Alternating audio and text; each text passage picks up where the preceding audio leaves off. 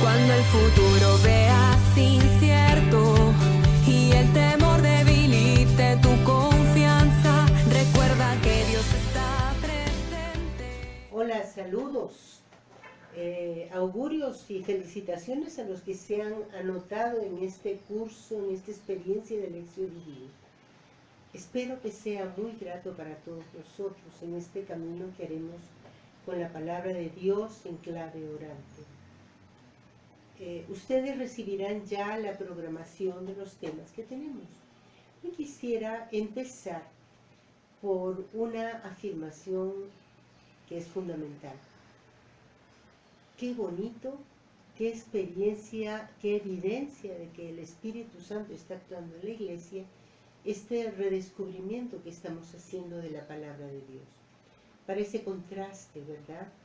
En un mundo crecientemente secularizado, que lo vamos notando también en nuestra sociedad fuertemente, no se puede negar que hay una veta, hay una cantidad de gente, no será la mayoría, pero sí es evidente que hay gente que está buscando a Dios, buscando aprender a orar, encontrarse con Él.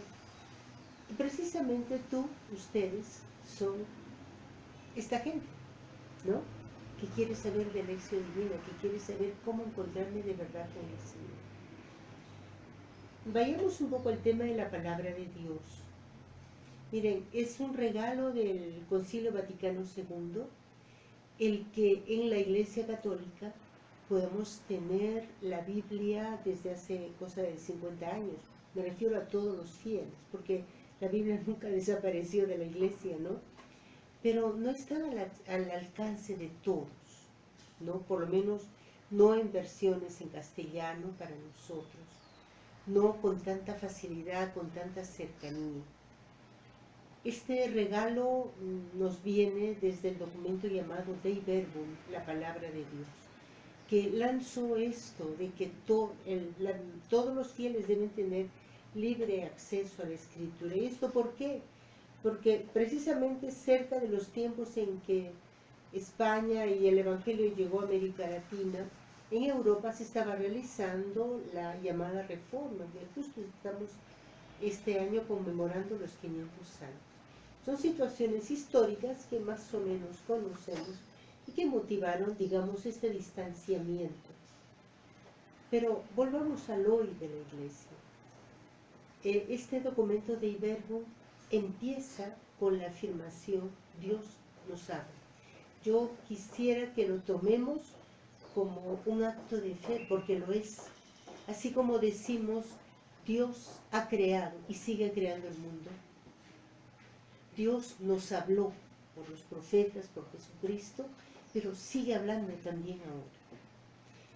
Está empeñado en querer comunicarse con sus hijos, con cada uno de sus hijos e hijas, contigo y conmigo. Por eso es posible comunicar con Él, que luego veremos como lección divina. Invito a que esta actitud o esta conciencia de un Dios elocuente, de un Dios que me pasa la voz, de un Dios que le interesa hablar conmigo, que me busca sin cansarse, algo así, como aquel papá que esperaba cuando el chico regresa, ¿no? Espero, deseo de todo corazón que sea lo primero que recojamos en el corazón y que luego aliente lo que luego vamos a llamar la lección divina. La lección divina no es ajedrez, no es abracadabra, ¿no? Es un ejercicio de fe y supone esta conciencia de un Dios que nos está hablando. Vuelvo a la afirmación del comienzo. Es también una expresión del Espíritu Santo el que haya tanta gente, creciente número de personas, que se van interesando por asumir una forma de oración mucho más rica. Venimos de una oración hecha sobre todo de oraciones devocionales, el rezo del Santo Rosario, jaculatorias, peregrinaciones. Estamos redescubriendo, el Papa Juan Pablo II lo impulsó muchísimo, este antiguo y nuevo modo de orar desde una fuente muchísimo más rica, que es la palabra de Dios. Orar con las mismas palabras de Dios, ¿no? Entonces, entremos ya de plano a la lección divina. ¿Qué significa lección divina? Sería lectura divina, pero no es solo lectura, es orar con la palabra de Dios. ¿Desde cuándo viene? En realidad, nosotros cristianos hemos heredado del pueblo de Israel este amor, esta devoción, este culto por la palabra, esta conciencia de que la Biblia no es un libro más, un libro cualquiera. Es Dios mismo que nos habla. Y nos habla en el momento que nos acercamos con fe a ella, ¿no? Entonces, desde ahí están los primeros esbozos, diríamos, de lección divina, porque los israelitas ya hablaban de no solo leer, no solo estudiar, sino orar la palabra. Pero digamos que para nosotros cristianos arranca en particular de Emaús. ¿Por qué?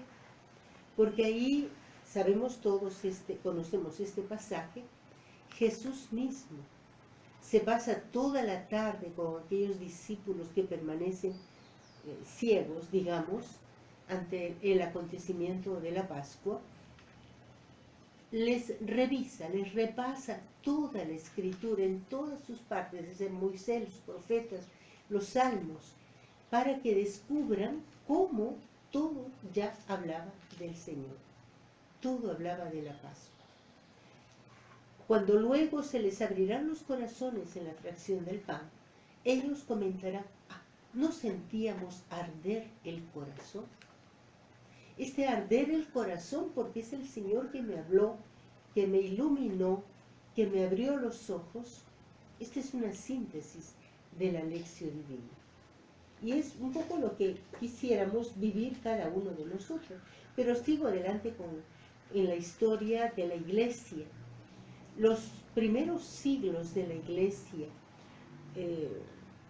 lamentablemente marcados por persecuciones, por martirio, pero también marcados por una profunda, ¿cómo decir?, concentración de los creyentes en la palabra de Dios. Recordemos o notemos que en ese tiempo no existían muchos libros, no existía el catecismo, no existía, qué sé yo, el misal. Las Biblias del Antiguo Testamento existían, por supuesto. El Nuevo Testamento se estaba como redactando, terminando de redactar a fines del siglo I. Circulaban en hojas, en papiros, ¿no? Nadie podía tener una Biblia completa en la mano, era un tesoro demasiado grande. Sin embargo, estos grandes padres de la Iglesia y luego los llamados padres del desierto, son gente concentrada en la lectura de la Escritura, ¿no? Y a mí les comparto que cuando he tenido el privilegio de estudiar ahí en Israel, una de las cosas que me impactó fue descubrir el mundo de los padres del desierto.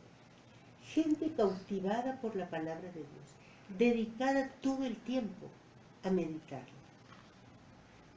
Faltaban, digamos, cuevas en el desierto de Judá para acoger a toda esta gente, ¿no?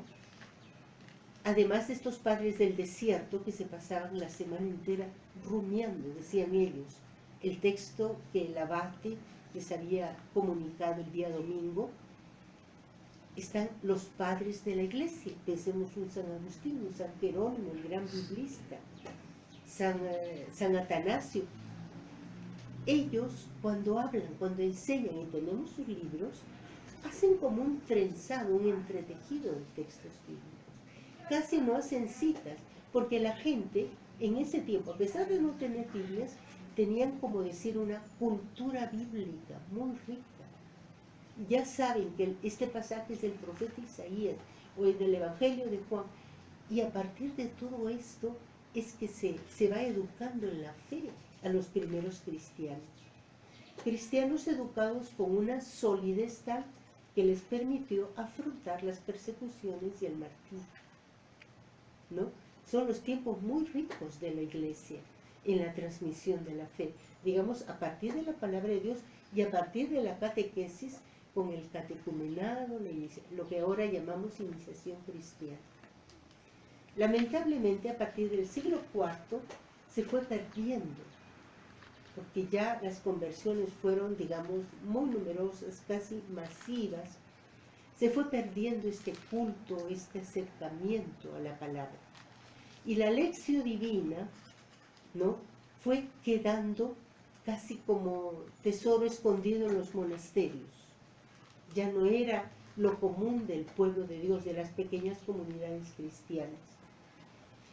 Aunque justo en este tiempo, ¿no?, en la Edad Media, es que un monje, un cartujo, un tal Guido, ¿no?, o Guigo, es el que escribe un artículo muy interesante que conservamos hasta ahora, la escala de los monjes, o sea, la escala cómo llegar a Dios a partir de los pasos de la lección divina.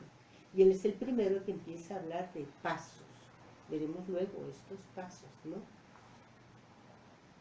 Hagamos un salto hasta ahora. Permaneció como en silencio, como escondido, y ya les dije, y sobre todo el Papa Juan Pablo II, si bien desde antes hay todo el movimiento bíblico de redescubrimiento de estos tesoros, ¿no?, que ya se lanza, se saca de los monasterios, se lanza y se plantea como tesoro de toda la Iglesia. Todos tenemos, ¿cómo decir?, derecho a la palabra de Dios, a conocerla, a profundizarla, a alimentarnos de ella, a enriquecer nuestra oración con la palabra de Dios. Entonces, esto es la lección divina actual, los últimos documentos de la Iglesia, ya la Dei Verbum del Concilio Vaticano lo plantea, pero últimamente los documentos, por ejemplo, a conclusión del Sínodo de la Palabra, ya con el Papa Benedicto, en el documento Verbum Domini, claramente habla de la lección divina, así lo hace el documento de Aparecida, ¿no? Y ya en la enseñanza, en el magisterio del querido Papa Francisco, vemos clarísimo esto, cómo él nos habla. Fijémonos en sus mensajes, en sus homilías, en lo que podemos saber de él, podemos seguir casi sus homilías diarias, siempre habla a partir de la palabra de Dios. El texto bíblico en sí nos lo comenta rápidamente y luego nos da un salto o un lance, cómo vivir esta palabra, porque no se trata de conocer la Biblia solo intelectualmente, se trata de hacerla mía, meterla, enriquecerme yo con este tesoro, hacerlo parte de mi vida, ¿no? Entonces, esta sería el planteamiento de la lección divina. Y vayamos entonces a los pasos. Este monje cartujo Guido habla de pasos, se han quedado ya clásicos 4 pasos. Hay otros métodos que hablan de 5, 6, hasta 7 pasos. Bueno, ya. Pero yo quiero, más que hablar de pasos, hablar de momentos, hablar de una dinámica, porque la lección tiene una dinámica, tiene actitudes o momentos distintos, relacionados entre sí. Los clásicos son 4, que es lo que vamos a abordar ahora, ¿no? En primer lugar, la lectura, veremos luego qué significa, no es una lectura cualquiera, ¿no? Segundo momento, la meditación. Tercer momento, oración. Y tercera actitud, y último, la contemplación, ¿no? Nos acercaremos, antes hay una introducción que es fundamental, prepararlos a la lección divina, que por ahí quiero comenzar. Bueno, les decía entonces que antes de la lección divina, antes del primer paso, hay un momento importantísimo, obligado, que es la preparación. Porque se trata de una experiencia de oración, de una experiencia intensa, hay que prepararse. ¿Y cuál será la preparación? Lo primero es lograr una cierta capacidad de silencio, silencio interior. Silencio externo, por supuesto, no se puede hacer la lección divina en plena avenida Bancay, ¿no? Pero sobre todo silencio interior. Y lo subrayo porque estamos en una época de mucha bulla, de mucho ruido, ¿no? Muchas cosas que nos hablan, mucho claxon, mucha radio, mucha música a alto nivel. Entonces, ir bajando todas esas voces para poder concentrarnos en lo mejor de nosotros mismos, ahí donde yo soy lo que soy, para poder escuchar. Porque si Dios me va a hablar, tengo que disponerme a escuchar. Y esta es la actitud de lo que en la Biblia se habla, el corazón. El corazón es el lugar central de la persona para los israelitas cuando se habla en la Biblia del corazón. Entonces, como recogerme en lo interior de mí misma, de mí mismo. Lo que Jesús dice, cuando quieras orar, entra en tu cuarto, cierra la puerta, y ahí con tu Padre que te ve en lo secreto, ora, conversa. O sea, esta actitud, digamos, de concentrarme, que para algunos les costará un poco más, es probable, ¿no? Otros lo podrán hacer con más agilidad.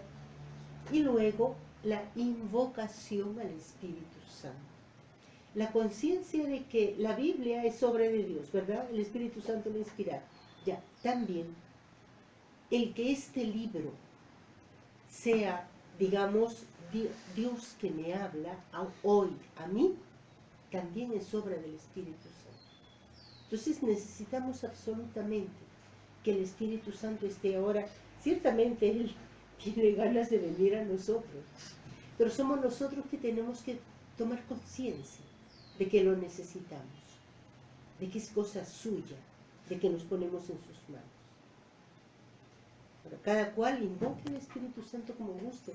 Si lo hacemos en grupo, que es lo ideal, experiencias de lección divina en grupo, en comunidades, ¿no? Cantar, orar en silencio, en fin, busquemos la manera, pero no puede faltar. Porque la lección divina, repito, no es técnica, no es estudio, no es clase, es mucho más. Es una experiencia de Dios, es ponerse, como decir, a expensas de Dios. Entonces, según esto, sí, si ya te sientes preparado, preparada, si sientes que invocando al Espíritu Santo estás como a la expectativa, ¿no?, de que Él venga a actuar en ti, puedes entrar en el primer momento que se llama la lectura. Escoger un texto bíblico, abrir tu Biblia, ¿no?, que este es el medio, ¿no?, el sacramento a partir del cual el Señor te va a hablar, abrirla con mucho respeto, con mucha veneración, ¿no?, e ir al texto que habías pensado o que se ha propuesto. Se requiere, o se habla, o hablamos de una lectura no rápida, no veloz, una lectura calma. Y no una lectura, 2, 3, más veces, para poder descubrir los elementos que tiene este texto. Hasta que cada palabra me empiece a hablar, hasta que yo empiece a descubrir los personajes, qué hacen, qué dice, entró, dialogó, cómo termina, cómo está comenzando, hasta que yo vaya entrando, como cuando entro en una habitación y poco a poco se me viene aclarando. O cuando empiezo a ver una película que me empiezan como presentando el paisaje, me hacen entrar en una casa y me van presentando los personajes. Tengo que ir empapándome de este texto. Hay una pregunta clave. ¿Qué dice el texto? Todavía no se trata de decir, a mí me dice el Señor, nada te dice todavía. Primero, ¿qué dice el texto? O, ¿qué habrá querido decir el autor? ¿Qué habrá querido decir San Pablo? ¿Qué habrá querido decir Mateo con este pasaje? Ah, claro, para eso tengo que salir de mi tiempo y tengo que irme allá. Tengo que conocer un poco de ese mundo. Y aquí es un trabajo, sí, de estudio, de reflexión, de ayuda, para poder entender ese texto en su contexto, en su situación. ¿Cómo era la comunidad de Mateo? ¿Por qué insiste tanto en este pasaje, en esto otro? Entonces, una lectura atenta, un entrar en el texto mismo, que al mismo tiempo es muy bonito.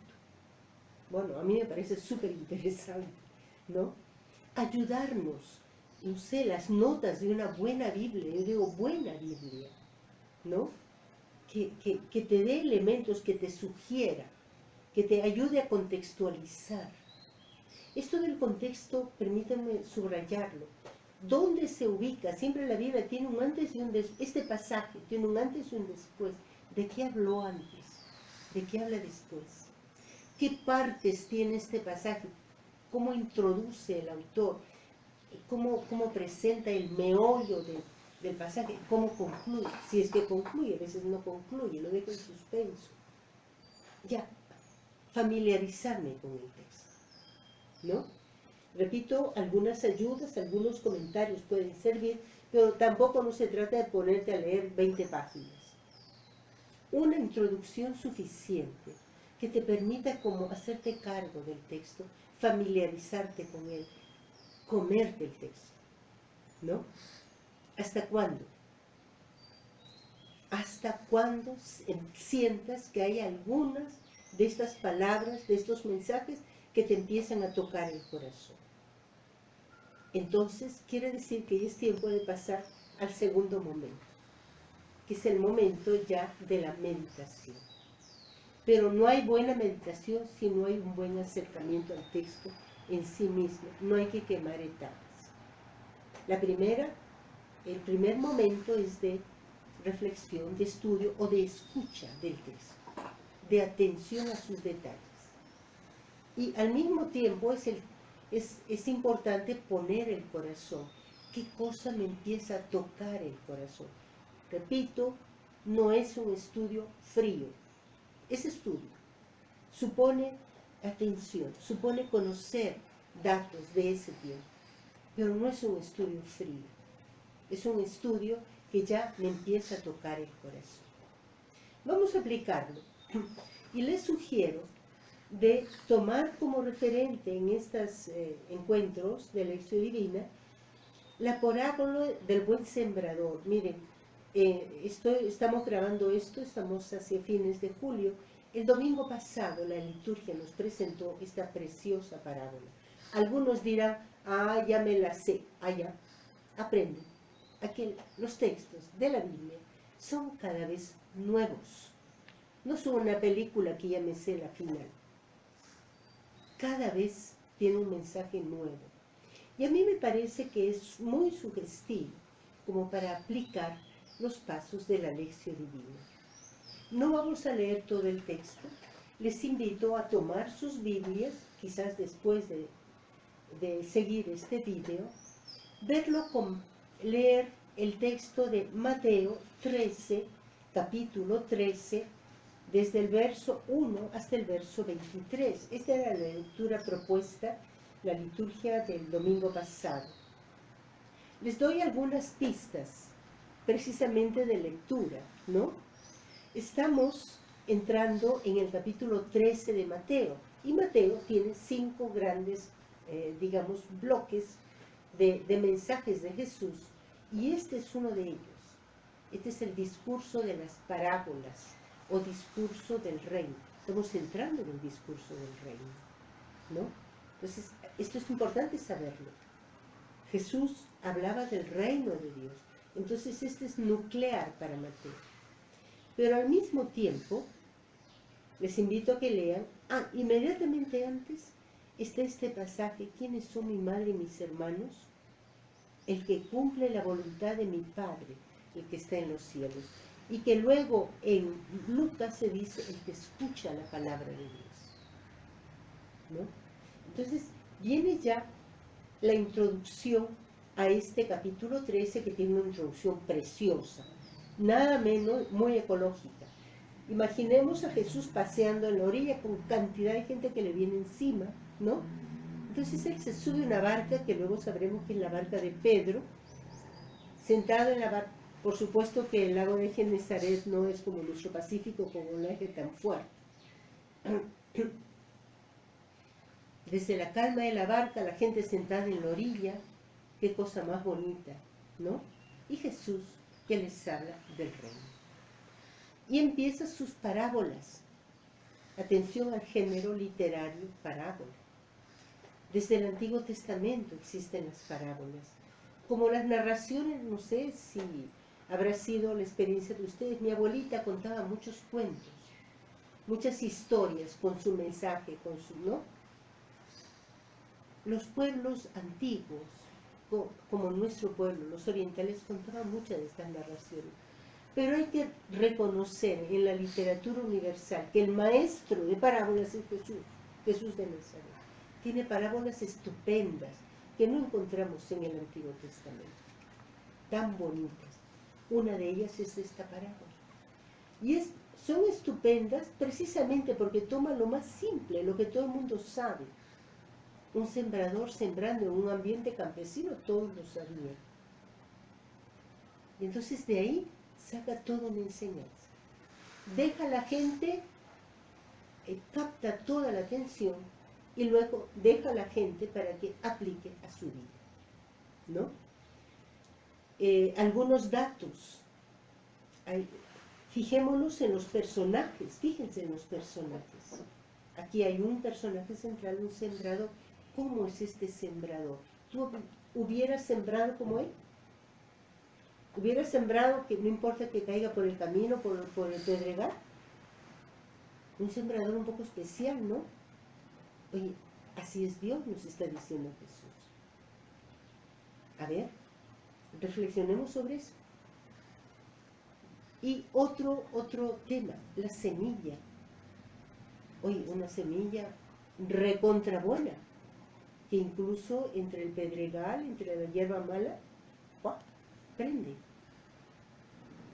El otro tema, que quizás era lo que más le preocupaba a las comunidades cristianas, a la que habla Mateo, es la tierra. ¿Cómo puedo ser yo buena tierra para que la palabra del Señor dé fruto en mí? Este pasaje, se van a dar cuenta, tiene un segundo momento del sentido de la parábola, ¿no?